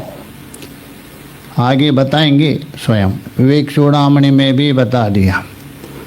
जो वस्तु आपको अत्यंत अच्छा लगता है, उसके प्रति बार बार झुकाव हो रहा है, तो वहाँ दोष देखो। जहाँ दोष देखेंगे बाद में अप्रोक्त, ये भी सतर्क होना चाहिए। दोष आप पहले देखते हैं, जहाँ बुद्धि के ऊपर हावी होने के बाद उस दोष में भी आपको गुण ही दिखता है, बाद में नहीं होगा, क्योंकि बुद्धि में थोड़ी सी सामर्थ्य है विचार करने की, तब तक आप दोष देख सकते हैं। बुद्धि के ऊपर वो विषय पूरे रूप से हावी हो गया, उसके बाद दोष नहीं देख सकते, दूसरा बताने पर भी दोष नहीं देख सकते, गुण ही देखते हैं। जो आपका अनुकूल है, अत्यंत प्रिय होता है, वो दोष में भी आप गुण देखते हैं, और जो आपके शत्रु है, विरोध, गुण में भी दोष देखते हैं। भले वो अच्छा कर रहे तो भी आप उसमें दोष देखने होते हैं। ये विचित्रता है। इसलिए कोई भी चीज़ है, छोटा झाड़ है, उस समय में आपको कुचल कर सकते हैं, कुचल करके नाश कर सकते हैं। भयंकर वृक्ष का रूप धारण करने के बाद उसको हटाना मुश्किल है, कोई भी, क्योंकि कामना भी एक हैबिट है, आदत है। आदत देखिए, हैबिट का मतलब क्या है? यच हटाने पर बिट, बी हटाने पर इट, आई हटाने पर बिट छूटता नहीं है। एक हैबिट ऐसा है। तो वैसे ही यहाँ पहले से आप छोड़ सकते हैं। इसलिए भर्तृहरि ने कभी कहा, क्या कहा, यावत् स्वस्थमिदं कलेवरम यावच्च दूरे जरा यावच्चेन्द्रिय शक्तिरप्रतिहता। अर्थात जब तक शरीर स्वस्थ है और इंद्रियों में सामर्थ्य है, बुढ़ापा दूर है, तब तक आत्मा श्रेयसे तावदेव पुरुषा, तब तक अपना कल्याण के लिए आपको पहले से करना। दृष्टांत बहुत सुंदर दे दिया। प्रोद्दीप्ते भवने जकूप खनने प्रत्युद्यमा की दृशा। अरे घर में आग लग गई, बोलो कुआं खोदो, क्या करेंगे आप कुआं? आप जब तक कुआं खोदेंगे आपका घर बिल्कुल भस्म होगा। यदि पहले से कुआं खोद के रखे तो आप बुझा सकते, वैसे ही पहले करना। तो इसलिए हम बता रहे हैं, इनमें दोष देखना। पहले भी एक दिन बताया था ना, मैं एक संत गए थे किसी के घर में भोजन करने के लिए, बुलाया था माता जी ने। दो थे, वो आटा गूंद रही थी तो नाक का उसका आटे गिर रहा था। संत ने देखा तो उसके बाद रोटी बना दिया, पर उसने मना किया, नहीं माता जी रोटी नहीं, जो मुझे चावल दो। चावल खाने वाले नहीं थे वो, रोटी खाने वाले थे। रोटी बाबा थे, दो बाबा होते, एक चावल बाबा एक रोटी बाबा। वो रोटी बाबा थे, किंतु क्या करे, सामने देखा कोई खाएंगे? तो वैसे ही जैसा आप दोष यदि दृष्टि देख लिया मान दीजिए, आप भी थोड़ा कल्पना कर दीजिए, आपको कोई अच्छे मिठाई लगती है, रसगुल्ला है कोई, बहुत किसी को रसगुल्ला के मर्म, सोचे रसगुल्ला किसने बना दिया, अरे बनाने वाले ने क्या हाथ धोया क्या नहीं, लघु शंका करने के लिए मुंह में हाथ डाला है, ये चिंतन करेंगे, खाएंगे नहीं रसगुल्ला। तो इसीलिए हम बता रहे दोष दृष्टिया। भाष्यकार जी ने कहा विशेषु दोष दर्शनम वैराग्यस्य प्रथम सोपन। विषयों में जहाँ दोष दृष्टि आ गए, आपका वैराग्य की सीढ़ी प्रारंभ वहाँ से, ऐसा माना जाता है। तो इसलिए हम बता रहे कामादि त्याग हेतवा, ये राग द्वेष काम क्रोध आदि है ना, वो त्याग का हेतु है कौन? काम्य आदि, काम्य और द्वेष्य दोनों लेना, उनमें दोष दृष्टि करके हटाना। देखिए, दोष देखना दो प्रकार का माना जाता है। किसी को गिराने के लिए, किसी को उपेक्षा करके दोष देखना बिल्कुल गलत है, ये उचित नहीं। उससे बचने के लिए आप यदि दोष देखते हैं, ये शास्त्र सम्मत है। दोष देख रहे दोष के लिए नहीं, उस दोष के द्वारा अपने को बचने के लिए। तो इसलिए हम बता रहे कामादि त्याग हेतवा। पूर्व पक्ष ने पूछा था ना, त्याग का हेतु क्या? बस यदि आपके अंदर आ गया, आप अपने आप त्याग देंगे। इसलिए विष्णु पुराण में बता देना, स्वदेहा शुचगंधे नाये पुमान न विरज्यते। अपने शरीर में जो 6 कारणों से अपवित्र है, शायद योग सूत्र में सुना होगा आप लोगों ने।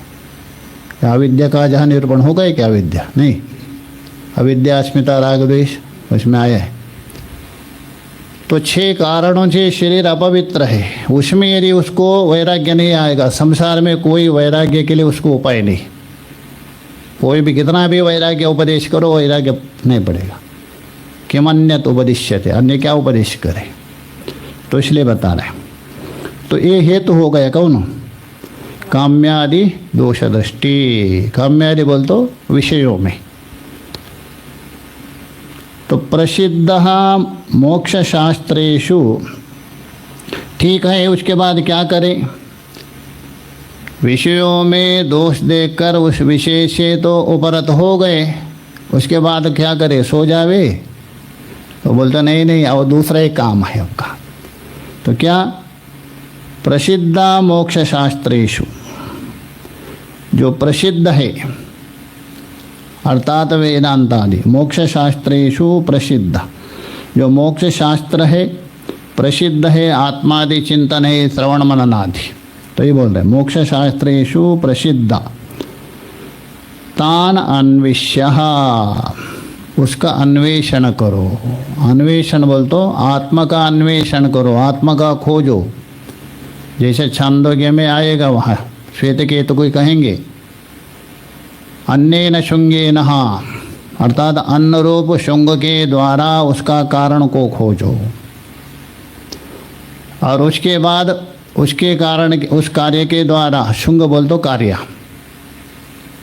उस कार्य के द्वारा उसका कारण को, वहाँ कहा दिया ना, सदैव सौम्य इदम अग्रे आसीत तत्तेजो असृजत।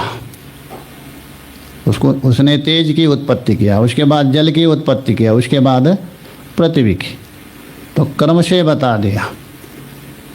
तो पहले अन्न के द्वारा पृथ्वी रूप कारण के द्वारा उसका कार्य के द्वारा उसका कारण कौन है? जल को खोजो। जल रूप कार्य के द्वारा उसका कारण अग्नि को खोजो। वहाँ तो इतना ही है। उसी प्रकार वायु, आकाश, और उसके बाद उसका जो कारण है वहाँ जाके स्थित हो जाओ। तो इसलिए बता रहे मोक्ष शास्त्रेषु प्रसिद्ध। मोक्ष शास्त्र बोल तो वेदांत शास्त्र, वेदांत का एक नाम है मोक्ष शास्त्र। वेदांत भी कहते हैं, मोक्ष शास्त्र भी कहा जाता है। तो क्यों मोक्ष शास्त्र कहा दिया? मोक्ष केवल उसमें ही प्रतिपादित है, वेदांत में। उस शास्त्र में बताया है तान, तान बोल तो उन उपायों को, तान बोल तो उपायान। कौन सा? वेदांत में बताया हुआ जो पहले अतः तो षड संपत्ति आदि है, उसके बाद श्रवण मनन आदि। अन्विष्या, उसको अच्छे प्रकार से अन्वेषण करके खोज करके वैसे ही चलो और सुखी भवा, तभी जाके तुम सुखी हो सकते, सुखी हो, अन्यतः और कोई सुख नहीं है। ठीक है, मैं देखिए काम्य, काम्य का अर्थ कर रहे कामना विषया। कामना बोल तो इच्छा, कामना का मतलब इच्छा, इच्छा का विषय कौन? इस लोक में हो गया सृगादया। सृगादया, सृग का मतलब माला है, चंदन है और बढ़िया बढ़िया जो भोग आदि है सब, ये सब विषय हो गए। और आदयो मूल में आए ना काम्यादि, आदि का अर्थ कर रहे। देखिए आदि शब्द से किसको लेंगे? तो इसलिए बोल रहे सगादया आदयो येषाम, ये आदि है जिनका, उसे उपलक्षण लेना द्वेष्यादि नाम, जो द्वेष का विषय है, इच्छा का विषय मात्रा नहीं लेना। और द्वेष का विषय कौन? सर्प आदि है अथवा दुष्ट जंतु आदि, वे भी दोनों बाधक है। इच्छा भी बाधक है, द्वेष भी उतना ही बाधक है, कामना भी बाधक है, और किसी द्वेष करते हैं ना, वो भी उतना ही बाधक माना जाता है। द्वेषादि नाम ते काम्यादयः, वे हो गया काम्यादि, अर्थात कामना का विषय हो गया माला चंदन आदि, और द्वेष का विषय हो गया कौन? सर्प आदि ही, दुष्ट प्राणी आदि, ये सब हो गया कौन? काम्यादया। आदि शब्द से ये भी लेना।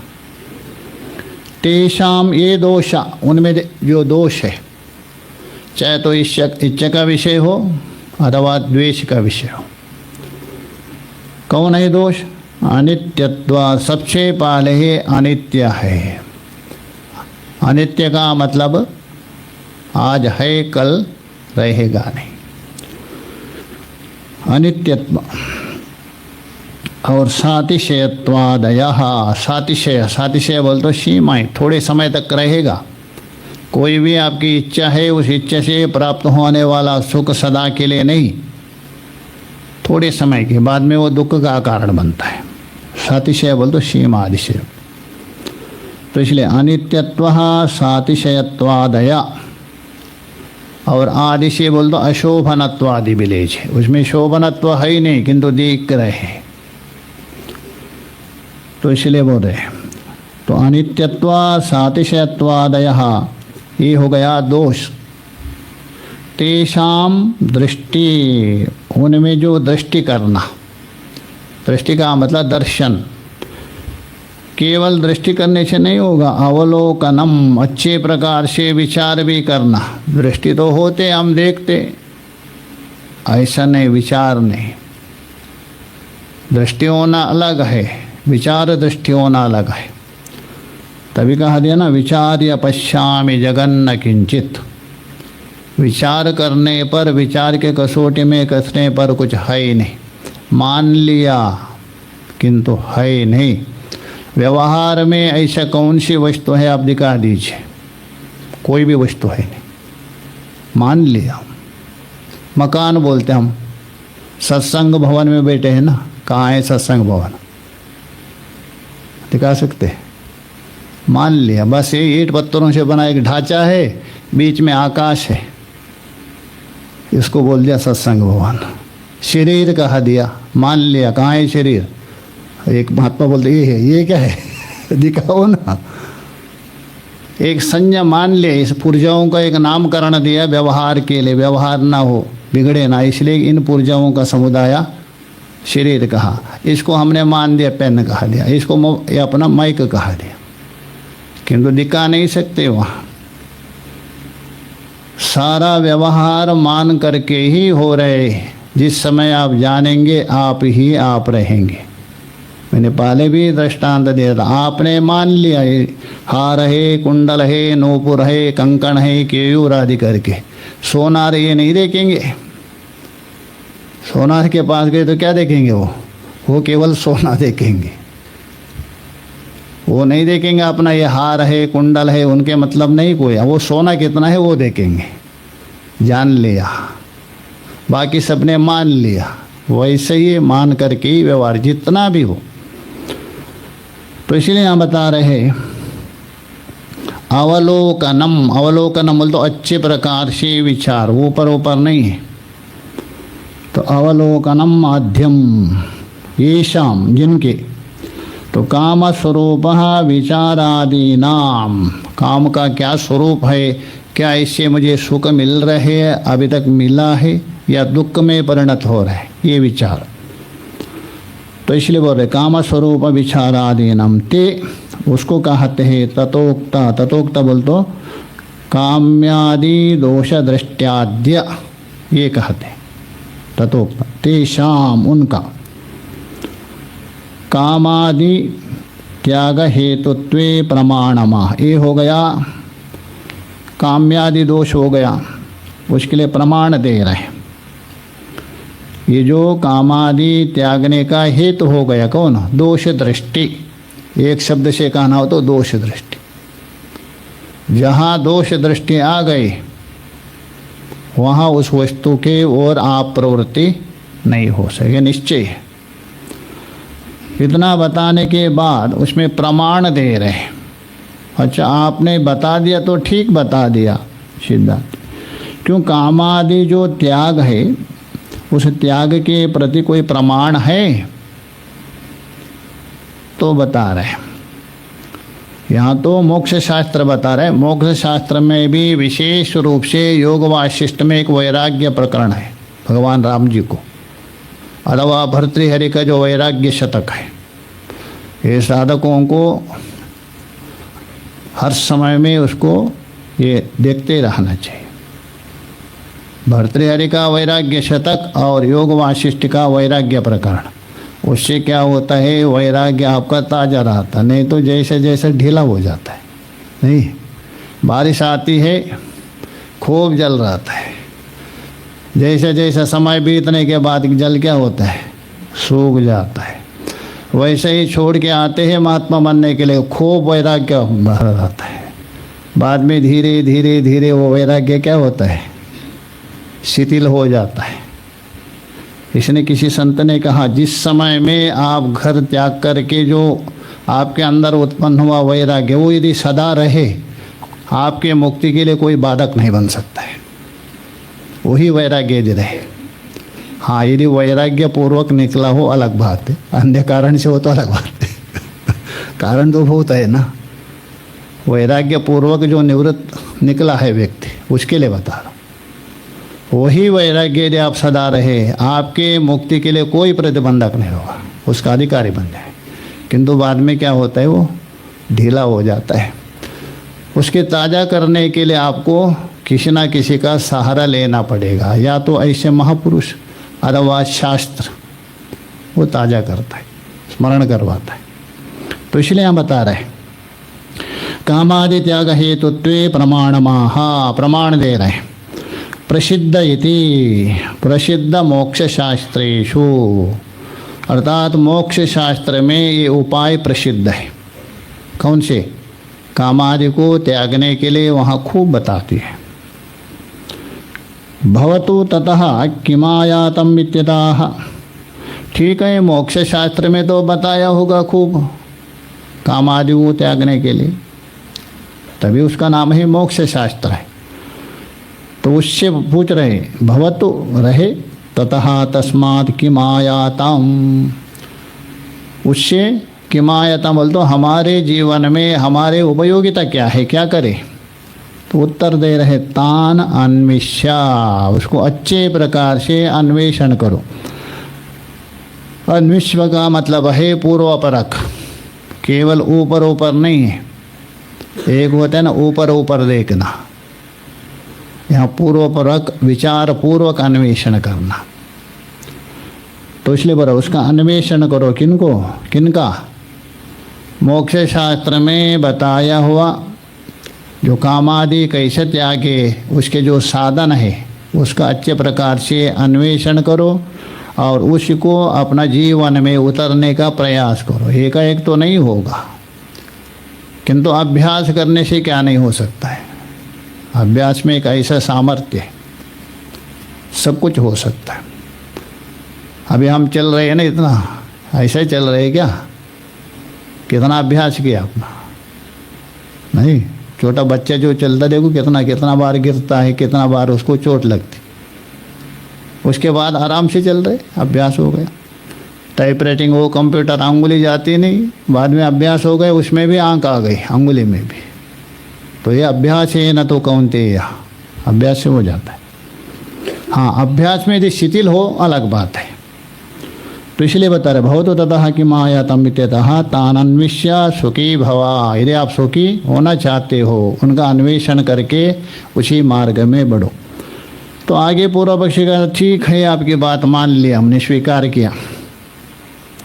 ये जो तीव्र अशास्त्रीय द्वैत है ये बाधक है, ये आपने समझा दिया, अभी समझ में आ गया। और त्यागने का उपाय भी बता दिया। किसको? तीव्र अशास्त्रीय, दो है ना, तीव्र अशास्त्रीय द्वैत। केवल नहीं, अशास्त्रीय द्वैत में भी तीव्र, किंतु उसमें मंद एक बड़ा है ना, कौन? मनोराज्य। वो तो रहने दे दो, वो तो बाधक थोड़ा है, वो तो बाधक नहीं है ना, उसको लेके बोल रहे। ननु कामादीनाम अनर्थ हेतुत्वात्। अच्छा सिद्धांति जी, ये जो कामादि है, कामादि का मतलब एक शब्द से कहे तो अशास्त्रीय द्वैत, और उसमें भी कौन सा? तीव्र लेना। तीव्र अशास्त्रीय द्वैत कहने से उसमें सब आ गया, काम क्रोध लोभ आदि है ना, ये सब। तो ये बोल रहे कामादीनाम अनर्थ हेतुत्वाद। ये क्या है? अनर्थ का हेतु है। अनर्थ का मतलब स्वस्वरूप का बोध का प्रतिबंधक है होने से। तो त्याज्यत्वम अस्तो, उसको त्यागे, क्योंकि उसके त्यागे बिना आपको सुख नहीं मिल सकता है, आपके सुख में विघ्न डालने वाले, इसलिए वो त्याज्य है। हम भी स्वीकार करते। तो बोलते किंतु, तो अशास्त्रीय में एक दूसरा बड़ा है ना आपका, कौन? मनोराज्य। वो तो बाधक तो है ही नहीं। तो बोलते किंतु अतत्वात्। अतत्वात् का बोलते अनर्थ का हेतु ना, न तत्वा तत्व, अर्थात अनर्थ का हेतु नहीं है। जिस प्रकार तीव्र अशास्त्रीय द्वैत अनर्थ का हेतु है, उसी प्रकार ये मनोराज्य है। तो ये मनोराज्य अनर्थ का हेतु नहीं है, वो अनर्थ का हेतु नहीं है। तो ये बता रहे अतत्वात् तत्यागो, तस्य त्यागा, तत्यागो तस्य कस्य? मंदः अशास्त्रीयः द्वैत कहिए अथवा मनोराज्य कहिए, एक ही अर्थ है। अशास्त्रीय है किंतु मंद है। ये जो मनोराज्य है उसका त्यागो नापेक्षितः, उसका त्याग की अपेक्षा जरूरत क्या है? वो तो बाधक नहीं है, वो विरोध नहीं करता है। इति शंकते, पूर्व पक्षी शंका कर रहे हैं। तो शंका करके उत्तरार्ध में उसको उत्तर भी देंगे। पूर्वार्ध में शंका है, उत्तरार्ध में उत्तर है। सिद्धांत स्वीकार कर रहे हैं उनकी बात। स्वीकार बोल तो पूरा नहीं है, अर्धांगीकार। अर्थात ये उत्तर ये दे रहे, देखो पूर्व पक्षी जी, आपने कहा दिया ये बात ठीक है। क्या बात? मनोराज्यादि जो तीव्र अशास्त्रीय द्वैत के जैसा बाधक नहीं है, साक्षात बाधक नहीं है, किंतु परंपराया ये भी बाधक है। एक साक्षात बाधक होता है, एक परंपराया। लोक में भी देखा जाता है ना, एक आपको साक्षात परेशान करता है, एक परंपरा से करता है। तो वैसे ही ये भी मनोराज्य भी क्या है? परंपराय कारण है। किसके प्रति? बाधक है। उसी दृष्टि से उत्तर भी दे रहे। इसमें पूर्व पक्षी भी है पूर्वार्ध में, उत्तरार्ध में सिद्धांति है। श्लोक देख लीजिए। त्यज्यतामेष कामादीर मनोराज्ये तु काक्षते अशेष दोष बीजत्वात् क्षतिर्भगवतेरिता।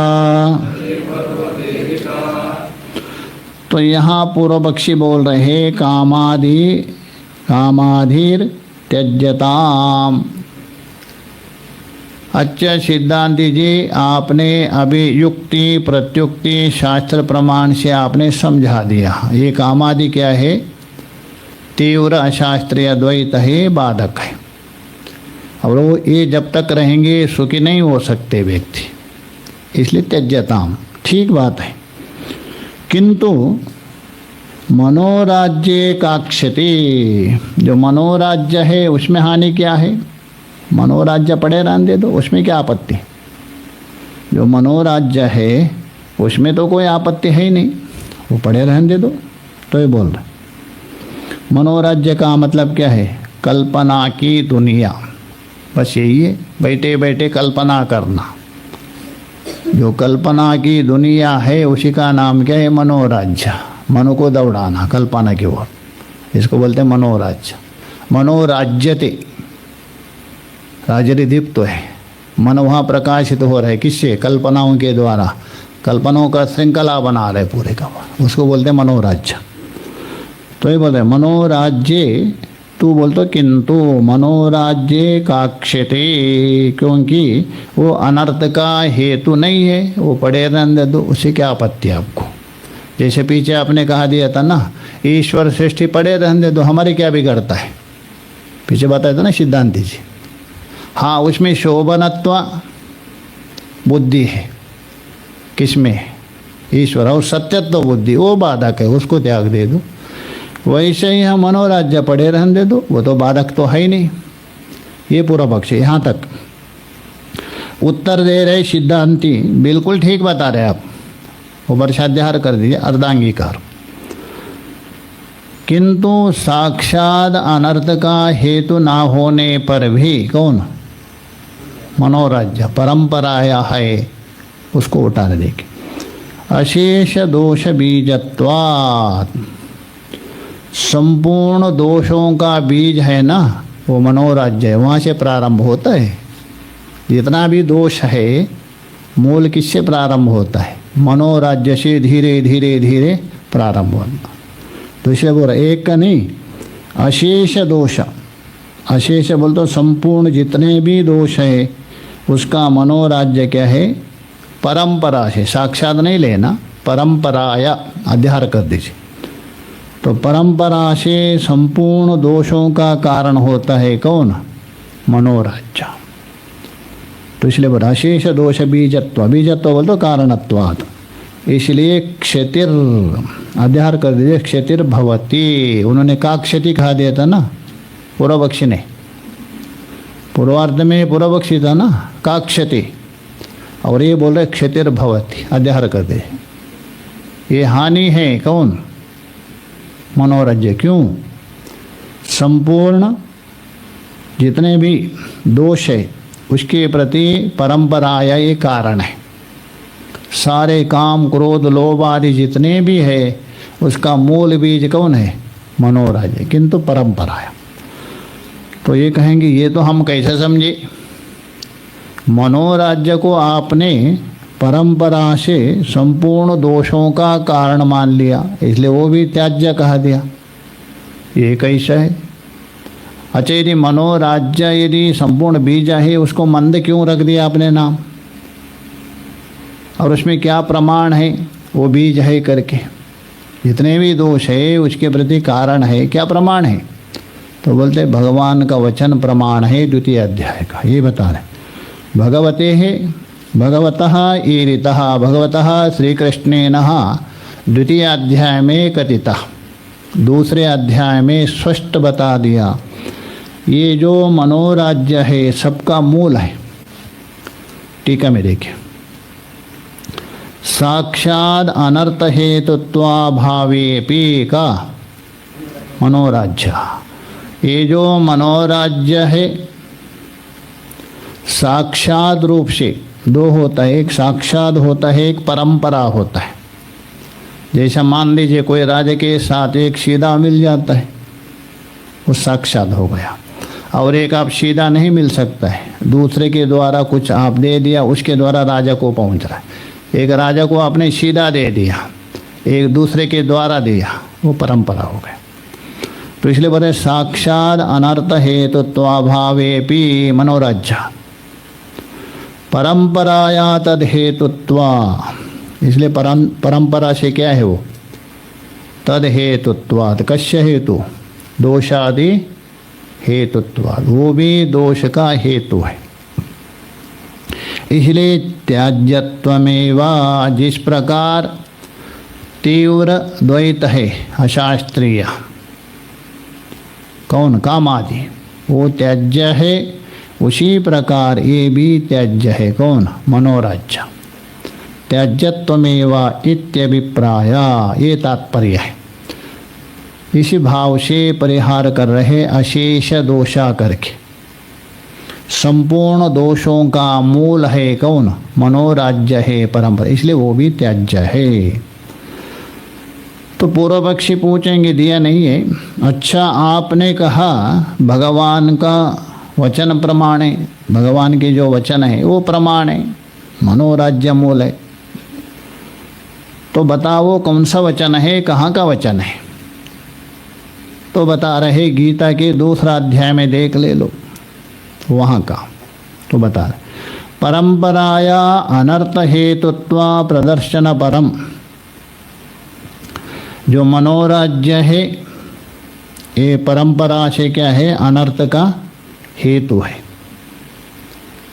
जो अनर्थ का कारण है, उसको प्रदर्शन परम, उसका जो प्रदर्शन अर्थात निरूपण, परम भगवद वाक्यम, अर्थात भगवान का जो वचन है, उस वचन के द्वारा ये मनोराज्य है, साधक के लिए बाधक है परंपरा से, उसको प्रदर्शन कर रहे, उसको दिखा रहे भगवान का वचन। तो इसलिए बोल रहे भगवद वाक्यम, बोल तो भगवद वचनम उदाहरति, उदाहरण के द्वारा यहाँ स्पष्ट कर रहे। तो कहने का तात्पर्य अर्थ ये है, मनोराज्य भी परंपराया साधक के लिए बाधक है, इसको स्पष्ट करने के लिए भगवान श्री कृष्ण का वचन को यहाँ प्रमाण रूप से उपस्थापित कर रहे। उदाहरति बोल तो उदाहरणेन प्रतिपादयति। कौन सा, भगवद गीता के 2 अध्याय के देख लीजिए, उसमें बता दिया, उसी को यहाँ उठा रहे। देखिए, ध्यायतो विषयान् पुंसः संगस्तेषुपजायते संगा संजायते कामः कामात् क्रोधो विजायते। ध्यायतो विषयान, विषयान ध्यायतो, विषयों का चिंतन करने से, अर्थात एक प्रकार से मनोराज्य। चिंतन का मतलब क्या है, मनोराज्य का। पुंसः, पुंस का मतलब ये नहीं लेना जीव, केवल पुरुष मात्रा है, स्त्री नहीं है, बच्चा नहीं है, ऐसा नहीं है, जीव मात्रा। किम विषयान ध्यायतो, अर्थात विषयों का ध्यान करने से, अर्थात विषयों का मनोराज्य करने से। क्योंकि आप मनोराज्य करते हैं तो मनोराज्य करने के बाद धीरे धीरे धीरे उसमें संग होता है एक प्रकार। तो ये बता रहे हैं पुंसा, तेषु संगः उपजायते। तेषु बोल दो जिस विषयों का, जिन विषयों का आप मनोराज्य कर रहे हैं, जिन विषयों को मनोराज्य करने के लिए कोई ना कोई विषय चाहिए ना, बिना विषय से करेंगे क्या? मन से कल्पना करना, उड़ान भरना किसी विषय को लेकर, बैठे बैठे अरे मैं ऐसा बनूंगा, मैं वैसा बनूंगा, मैं वैसा बनूंगा करके, बिना विषय से नहीं हो सकता है। तो इसलिए बोले तेषु बोल तो विषयेषु, जिन विषयों का ध्यान कर रहे, जिन विषयों का मनोराज्य कर रहे, उन विषयों में किम जायते, संगा उपजायते, अर्थात उसमें संग का बोल तो अनुराग उत्पन्न होते है, आसक्ति उत्पन्न होती धीरे धीरे। किसी विषयों को बार बार चिंतन करने से बाद में वो विषय आपको अट्रैक्शन करता है, आकर्षित करता है, उसमें अनुराग होता है। तो ज़्यादा अनुराग होने के बाद ये हित और अहित दोनों को आपको किनारे कर देता है, विचार नहीं कर सकते, क्योंकि बुद्धि के ऊपर हावी हो जाता है ना। तो इसलिए बोल रहे हैं संग का मतलब अनुराग, अनुराग का मतलब आसक्ति उसमें उत्पन्न होता है। किसमें? तेषु, तेषु बोल दो केशु, विषयेषु, जो मनोराज्य का विषय है उसमें आसक्ति अनुराग उत्पन्न होता है। अच्छा, अनुराग उत्पत्ति के प्रति कारण कौन हो गया? विषयों का चिंतन, मनोराज्य। उसके बाद वहीं रुका नहीं, वो चलते रहेगा मौका मिलने से। भगवान भाष्यकार जी ने चूड़ामणि में बता दिया, सोपान मार्गे पतिता केली कंदुकवत। केली कंदुका बोल तो बॉल, गेंद, वो भी कहाँ? सीढ़ी में गिर गई, उसके बाद आप पकड़ नहीं सकते उसको। जमीन में हो तो पकड़ सकते, आप ऊपर है, सीढ़ी में आपकी गेंद गिर गई, उसके बाद वो नीचे गिरेगी, पकड़ नहीं सकते। वैसा ही है, एक बार मन गया उसको पकड़ना मुश्किल होता है बाद में। तो उसके बाद मन आगे चलेगा। संगा संजायते कामा, पहले संग हो गया, संग का अर्थ अनुराग, आसक्ति, किसमें? विषयों में। उसके बाद संगा संजायते कामा, उसके बाद उस अनुराग से विषयों में कामना अर्थात इच्छा उत्पन्न होती है। किसी विषयों के प्रति इच्छा तभी होती है उसके प्रति अनुराग हो गई, आसक्ति हो गया, तब तक इच्छा नहीं होती। अनुराग किससे हो गया? मनोराज्य से, विषयों को चिंतन से। अनुराग के बाद विषयों में इच्छा हो गई, कामा बोल तो इच्छा, वो भी इच्छा भी ज़्यादा, जितना जितना मनोराज्य करेंगे इच्छा तीव्र हो जाएगी आपकी। तो इसलिए बोल रहे संगा संजायते किम कामा संजायते, कामा बोल तो अर्थात विषयों की इच्छा उत्पन्न होती। इतने में रुका नहीं, कामाद क्रोधो विजायते। और काम से क्या होता है? दो उत्पत्ति मानी है, भगवान ने वहाँ एक ही दिखा दिया। काम यदि आपका पूर्ण हो गया, तृष्णा उत्पन्न होती है। काम में कोई व्यवधान आ गया, क्रोध में परिणत होता है। अधिक से अधिक क्रोध क्यों आता है व्यक्ति में? देख लीजिए कारण क्या है। अधिक से अधिक आपके इच्छा में कोई विघात आ गया, प्रतिबंधक आ गए, वो क्रोध में परिणत हो, अधिक से अधिक। और कुछ अपवाद है, वो अलग है। महापुरुष लोक कल्याण के लिए करते, दुर्वास आदि जैसे ऋषि, वो लोक कल्याण की अलग बात है। अन्यतः आपके इच्छा में विघात होने से प्रतिष्ठा में जो चोट पहुंच गई, अरे ऐसा क्यों नहीं सुना हमारी बात, तो वो क्रोध में परिणत होता है। तो इसलिए बोला कामात क्रोधो विजायते।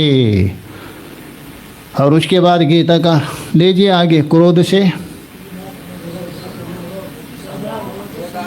हाँ सम्मोह होता है। सम्मोह बोल तो किंग कर्तव्य मूड, और वहाँ भी रुकेगा नहीं। सम्मोहात बुद्धिनाश, बुद्धिनाशात प्रणश्यति, सारा नष्ट हो गया। जिसके लिए आप आए सब सर्वनाश कर दिया, मनुष्य जीवन ही व्यर्थ हो गया। ये मूल कहाँ से? ध्यायतो विषयान पुंसा, मनोराज्य उसका बीज हो गया। धीरे धीरे धीरे यहाँ विशाल को धारण किया, आपको सर्वनाश की हो गया। इसलिए उसको भी त्यागना। तो अभी जायते स्पष्ट है, इसलिए व्याख्या नहीं कर रहे। आगे देखिए, अच्छी बात है, आपने बहुत बढ़िया सुंदर समझा दिया भगवान के दृष्टांत के द्वारा, भगवान के वचन को। अच्छा ये बताओ, उसको त्यागने का उपाय तो बताओ। तो बोल रहे हैं तर्रे अस्या मनोराज्यस्य, यदि ऐसी बात है, ये जो मनोराज्य है परंपरा से स्लो पॉइजन हो गया, इसको बोलते स्लो पॉइजन, धीरे धीरे धीरे नष्ट कर रहे हैं।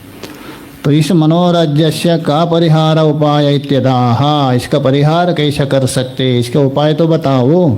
उत्तर दे रहे देखिए ग्रंथकार, शक्यम जेतुम मनोराज्यम निर्विकल्पा समाधितः सुसंपादा क्रमासोपि सविकल्प समाधिना मनोराज्यम जेतुम शक्यम। अरे पूर्व पक्षी जी अथवा हे साधक, अभी पूर्व पक्ष नहीं रहा, अभी वो साधक कोटि में आ गया। रास्ता मांग रहे हैं ना, अभी पूर्व पक्षी से हटा दिया, अभी जिज्ञासु बन गए।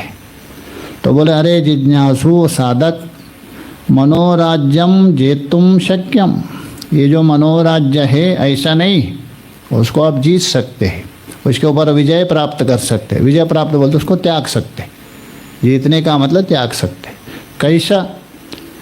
निर्विकल्प समाधितः, जो निर्विकल्प समाधि है उसके द्वारा। तो जिज्ञासु यहाँ स्तब्ध हो गए, चुप हो। अरे निर्विकल्प समाधि से जीतने के तो और भी कठिन आपने ऐसा उपाय बता दिया, निर्विकल्प समाधि से मनोराज्य जीत सकते। अरे निर्विकल्प समाधि सुनते घबरा गए, वो कैसी? घबराओ मत, वो भी प्राप्त कर सकते। किससे? तो बोल रहे सविकल्प समाधिनः सोपि ही सुसंपादः क्रमात्।